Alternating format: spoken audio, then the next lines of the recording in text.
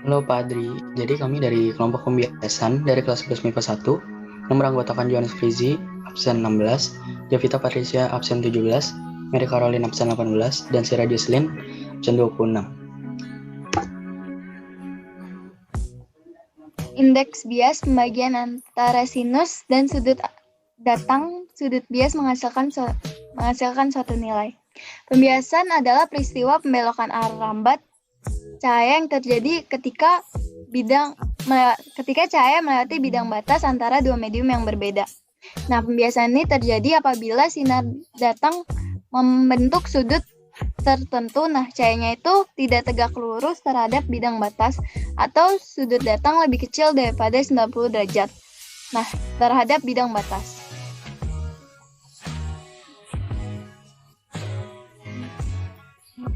Nah, rumus dari indeks bias itu indeks bias sama dengan kecepatan cahaya di udara dibagi dengan kecepatan cahaya dalam medium. Nah, satuan dari kecepatan cahaya itu 3 kali 108 m per s.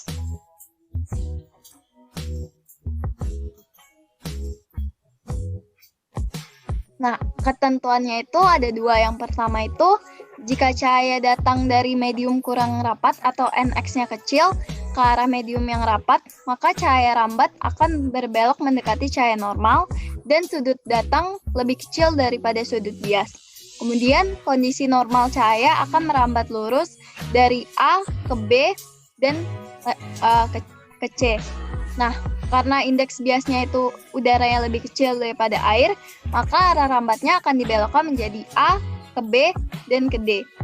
Nah, yang kedua itu, jika cahaya dari medium rapat atau indeks bias besar ke medium kurang rapat atau indeks bias kecil, maka arah rambat cahaya akan dibelokkan menjauhi garis normal sehingga sudut datang lebih besar daripada sudut bias. Pada kondisi normal, cahaya akan merambat lurus dari A ke B dan ke C. Nah, karena indeks bias air lebih besar daripada udara, maka arah rambat cahaya akan dibelokkan menjadi A ke B dan ke D.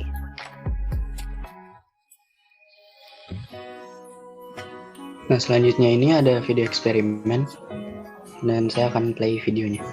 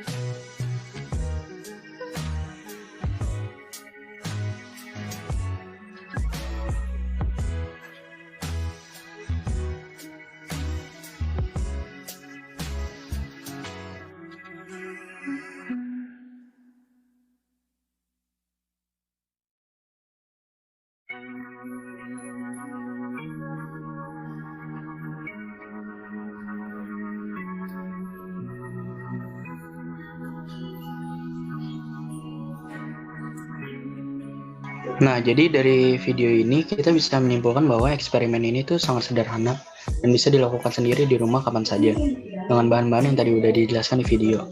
Nah, jadi di dalam video itu dapat disimpulkan bahwa terjadi di pembiasan di dalam gelas itu di mana adanya gelombang yang melewati dua medium yang berbeda sehingga ada sebagian yang diteruskan dan ada sebagian juga yang dipantulkan.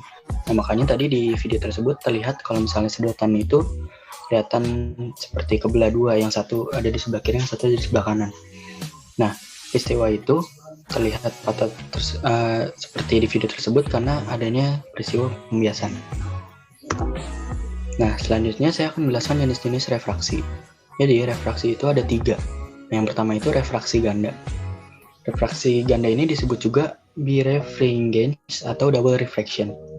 Nah, jadi refraksi ganda ini adalah dekomposisi sinar cahaya menjadi dua sinar cahaya yang disebut ordinary ray dan extraordinary ray, di mana NO dan NE adalah indeks bias untuk polarisasi tegak lurus ordinary ray dan polarisasi paralel extraordinary ray terhadap sumbu anisotropik.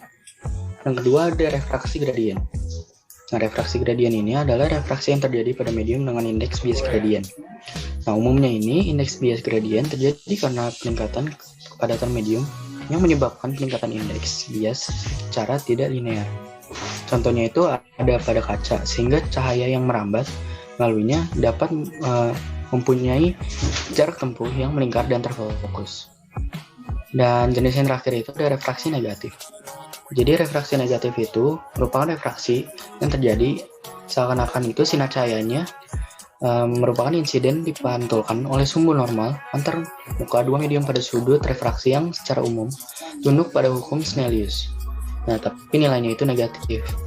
Nah, pada tahun 1908, Hermann Minkowski membuat persamaan momentum refraksi, yaitu rumusnya P sama dengan NE per C.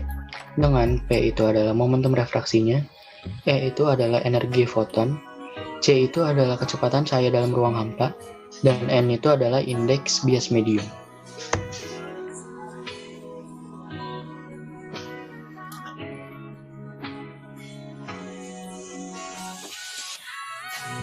Pembiasan gelombangnya biasanya terjadi di kehidupan sehari-hari itu pertama tuh ada gulungan gelombang laut yang bergerak menuju tepi pantai. Ketika masih di tengah laut, gelombang laut biasanya tuh bergerak ke berbagai arah. Tetapi ketika mendekati garis pantai, seakan-akan gelombang sejajar dengan garis pantai. Ada juga saat berenang di kolam, kaki kita terlihat lebih pendek di dalam air. Ada juga fata morgana di padang pasir dan di laut. Pensil yang dimasukkan ke dalam air akan terlihat menjadi bengkok. Kolam terlihat dangkal jika kita lihat dari atas. Ikan terlihat lebih dekat jika berada di dalam air.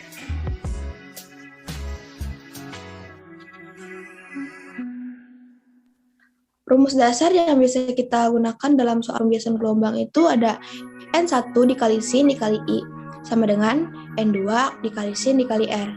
Ada juga N1 dikali sigma 1 sama dengan N2 dikali sigma 2. Ada juga N1 dikali R1 sama dengan N2 dikali R2, yaitu I1 sama dengan sudut datang, R itu sudut bias, yang N1 indeks bias medium tempat sinar datang, yang N2 indeks bias medium tempat sinar bias.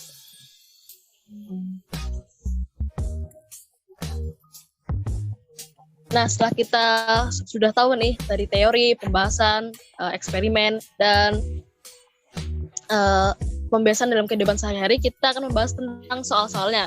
Nah, jadi soal yang pertama adalah hukum Snellius. Nah, hukum Snellius ini ada dua, yaitu dari renggang ke rapat. Nah, yang kedua yaitu adalah pembiasan sempurna, yang dimana dari rapat ke renggang, ya. Contohnya itu dari air ke udara.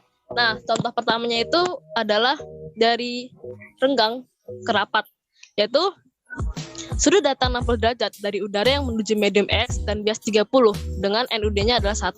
Lalu berapa indeks X dan kecepatan rambat gelombang medium X? Nah, ada di beberapa soal yang sudut datangnya itu harus dihitung dulu. Nah, kalau di dalam soal ini itu sudut datangnya 60 derajat, jadi kita langsung diketahui ada 60 derajat. Nah, di beberapa soal itu ada yang harus kita hitung dulu. Misalnya contohnya adalah sudut datang membentuk 60 derajat, jadi 90 dikurang 60 derajat bisa 30. Nah, untungnya adalah soal ini langsung sudah diketahui. Nah, jadi kita bisa langsung masukin diketahuinya dan I ada 60 derajat dengan sudut R atau sudut biasa ada 30 derajat dengan NUD-nya ada 1. Nah, ditanya yaitu indeks bias X atau NX-nya dan kecepatan indeks bias X atau Vx-nya. Nah, untuk mencari NX ya, kita bisa memakai persamaan sin I dibagi sin R sama dengan NX dibagi N1. Nah, kita masukin rumusnya sin 60 derajat per sin 30 sama dengan NX dibagi 1. Loh, N1-nya ini atau N udara dapat dari mana sih? Nah, N1 atau N udara ini harus kita ketahui dulu ya.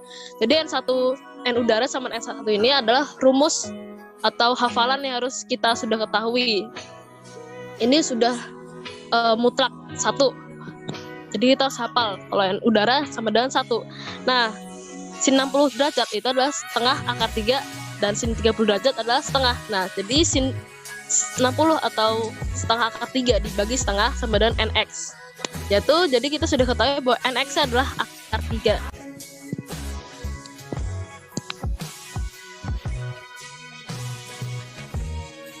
Yang kedua adalah sudut kritis atau pemantulan sempurna. Ya, sudah dijelaskan tadi, sudut kritis itu atau pemantulan sempurna itu adalah yaitu cahaya yang datang dari ke renggang ke rapat. Ya. Soalnya adalah cahaya dari medium evolusi dari sudut datang atau I-nya yaitu 60 derajat mengalami pemantulan sempurna, maka NX-nya adalah, nah kita sudah ketahui ini, kita langsung masukin ketahui sudut IK-nya yaitu 60 derajat. Lalu RK-nya adalah 90 derajat. Loh, kok bisa 90 derajat? Nah, karena sudut kritis atau sudut pemantulan sempurna ini itu dari pembiasan cahaya yang masuk dari renggang, dari rapat ke renggang, yaitu dari air ke udara contohnya. Nah, karena dia dari rapat ke renggang, maka sudutnya itu mengalami pemantulan sempurna, yaitu pas di garis normal sehingga membentuk 90 derajat. Itu udah rumus atau hafalan yang harus kita tahu dari awal. Nah, untuk mencari persamaan NX ini atau pemantulan sempurna NX ini, itu bisa kita pakai rumus sin IK per sin RK sama dengan N renggang atau N rapat. Nah, sin IK per sin 90 derajat itu udah rumus hafalan ya. Sin IK ini kan sin 90 derajat itu kan sama dengan 1. Jadi kita langsung bagi aja N renggang sama N rapat. Nah, untuk menghafal sin IK-nya, yaitu kita bisa ingat aja N renggang ini adalah ya kecil. Nah, N rapat itu adalah besar. Jadi sin IK-nya adalah N renggang atau N renggang per N rapat atau kecil ke besar, yaitu kecil per besar. Nah, kita tinggal masukin sin IK-nya sama dengan N renggang per N rapat. Nah, sin IK-nya kita tahu adalah sin 60 derajat sama dengan 1 per N air. Nah, karena yang dicari adalah NX atau N air, jadi NX ini dikali setengah akar 3. Nah, jadi itu selalu dipindah. NX sama dengan 1 per setengah akar 3. Hasilnya adalah 2 akar 3 per akar 3. Lalu soal yang ketiga yaitu cahaya merambat dari udara ke air. Merambat dari udara ke air. Bila cahaya rambat cahaya di udara ada 3 kali 108 ms atau C-nya ada 3 kali 108 ms dan indeks air adalah 4/3, maka tentukanlah cepat rambat cahaya di air. Nah, ini ada V air. Nah, kita sudah bisa masukin ketahuinya ya, yaitu C-nya ada 3 kali 108 ms dan N airnya ada 4/3. Nah, untuk mencari persamaan V air, kita bisa langsung masukin rumusnya, yaitu N sama dengan C per Cn. Nah, yang karena cari V air, berarti C-nya ada 3 kali 108 ms dibagi 4/3. Nah, 3 kali 108 ms ini 3-nya langsung aja dikaliin 4/3. Jadi hasilnya ada 2,25 dikali 108 ms. Loh, kok 218 ms hasilnya? Nah, karena itu sudah rumus hafalan juga.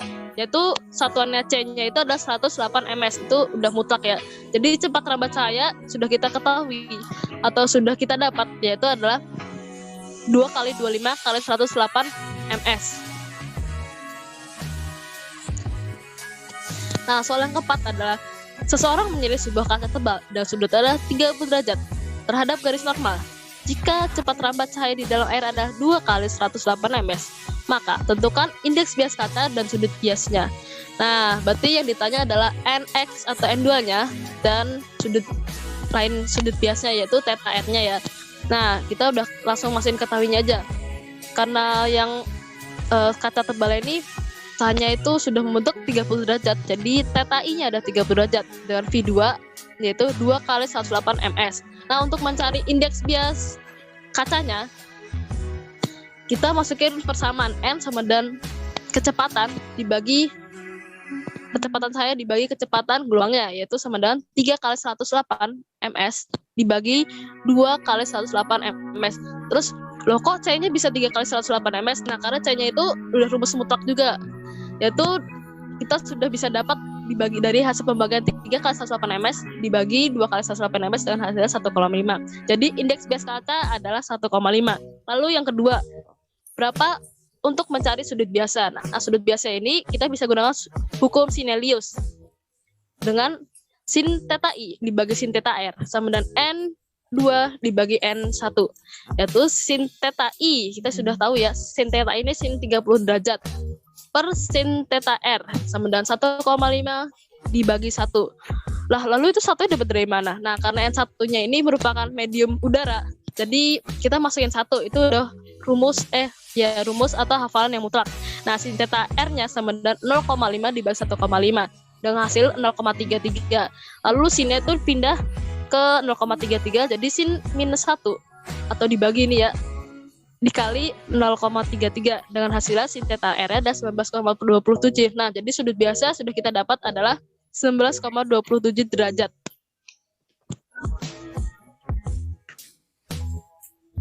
Nah, lalu yang soal kelima, dalam sebuah eksperimen untuk menentukan kecepatan cahaya di dalam air, seseorang siswa melewati seberkas cahaya ke dalam air dengan sudut datang 30 derajat. Kemudian siswa mencatat sudut biasa yang terjadi di dalam air, ternyata besarnya ada 22 derajat. Jika kecepatan cahaya di udara dianggap adalah 3 kali 108 ms, tentukan kecepatan cahaya di dalam air. Nah, sudah kita ketahui bahwa I-nya ada 30 derajat, dengan C-nya ada 3 kali 108 ms, dan R-nya ada 22 derajat. Maka yang ditanya adalah V. Nah, untuk mencari V, kita bisa menggunakan persamaan sin I dibagi sin R sama dengan C per V.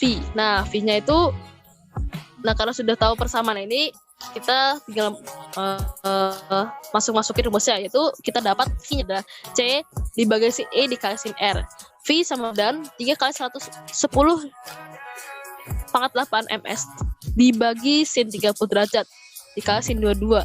Nah, sin 30 ini 0,5, dan sin 22 derajat ada 0,37. Jadi V adalah 3 kali 10 pangkat 8 ms dibagi 0,5 dikali 0,37. Langsung aja dikaliin tanpa menjalankan satuan 10 kali 8 ms ya. Nah, jadi kita dapat bahwa kecepatannya adalah 2,5 dikali 10 pangkat 8 ms.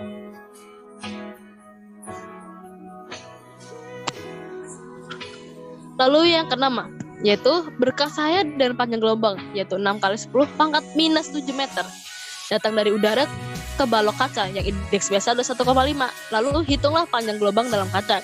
Kita sudah bisa masukin diketahuinya lambda 1 atau panjang gelombang pertama, yaitu 6 kali 10 minus pangkat 7 meter. Nah, ini lambda udaranya. Lalu indeks bias 1 atau N1 udara yaitu adalah 1. Nah, sedangkan indeks bias kaca atau N2 yaitu ada 1,5. Lalu yang ditanya adalah lambda yang kedua atau lambda panjang gelombang si kaca ini. Nah, untuk mencari tahu lambda 2, kita bisa melalui persamaan N2 dibagi N1 sama dengan lambda 1 dibagi lambda 2. N2 ada 1,5, jadi kita masukin aja 1,5 dibagi 1 sama dengan 6 kali 10 pangkat minus 7 dibagi lambda 2. Lambda 2 sama dengan 6 kali 10 pangkat minus 7 per 1,5. Dengan hasilnya ada 4 kali 10 pangkat minus 7. Jadi panjang gelombang cahaya ketika melewati medium kaca adalah 4 kali 10 pangkat minus 7 meter. Dan soal yang terakhir atau soal yang ke-7, yaitu cahaya datang dari air ke kaca. Air ke kaca. Jadi dari air ke kaca. Nah, indeks bias airnya adalah 1,33 dengan indeks bias kacanya 1,54. Maka hitunglah indeks bias relatif kaca terhadap air dan kecepatan cahaya di kaca jika kecepatan cahaya di air sebesar 2 kali 25 kali 108 ms. Nah, di soalnya sudah kita ketahui, jadi masih aja ketahuinya, yaitu dengan N airnya ada 1,33, N kaca 1,4, dan kecepatan airnya 2 kali 25 kali 108 ms. Nah, yang ditanya adalah N kaca atau indeks bias kaca dan kecepatan kaca atau V kaca. Nah, untuk mencari tahu indeks bias kaca, kita bisa mengetahui rumusnya, yaitu ada N kaca sama dengan NK dibagi N air, yaitu 1,54 dibagi 1/33 adalah 1,16. Jadi, indeks bias relatif kaca terhadap air adalah 1,16. Lalu yang kedua adalah kecepatan cahaya di dalam air. Nah, kecepatan di dalam air atau V kaca itu kita bisa masuk dengan rumus N air dibagi N kaca sama dan V kaca dibagi V air. Nah, indeks gas airnya ada 1,33 dibagi 154 sama dengan V kaca dibagi 2 kali 2,25 dikali 10 pangkat 8. V kacanya sama dengan 1,33 dibagi 1,54 dikali 2 kali 2,25 dikali 10 pangkat 8. Nah, hasilnya adalah 1,94 dikali 10 pangkat 8 ms. Nah, jadi kita sudah ketahui bahwa kecepatan cahaya di dalam kaca yaitu ada 1,94 dikali 10 pangkat 8 ms. Sekian dari pembahasan soal. Sekian dari kelompok kami tentang pembiasan. Terima kasih.